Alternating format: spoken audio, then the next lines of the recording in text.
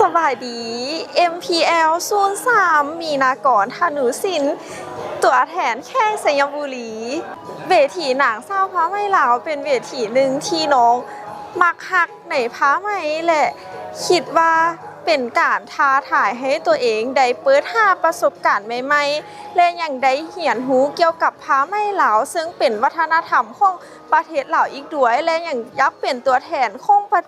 และยังยักเป็นตัวแทนนำเสนอพระไม่ลาวอีกด้วยน้องเชื่อว่าทุกคนล้วนแล้วแต่มีจุดเด่นที่แตกต่างกันเอง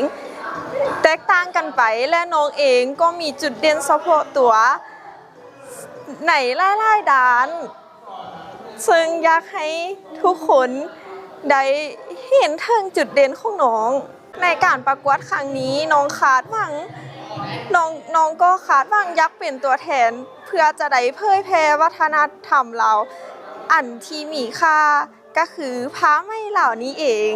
และสุดท้ายนี้น้องก็ขอกำลังใจจาก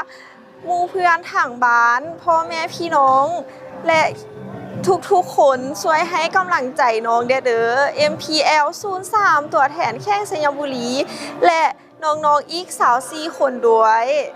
การประกวดของเขาก็จะได้จัดขึ้นในวัยนี้ก็คือจะมีอยู่2มือพรีลิมแมนวันที่21เดือน7อยู่ที่ตำหนักพระไม่ลาวและมือไฟนอลแมนวันที่25เดือน7อยู่ที่ไอเต็กหมอสัน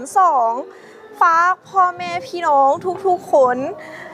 มาสมมาเสียพวกน้องหลายๆเด้อ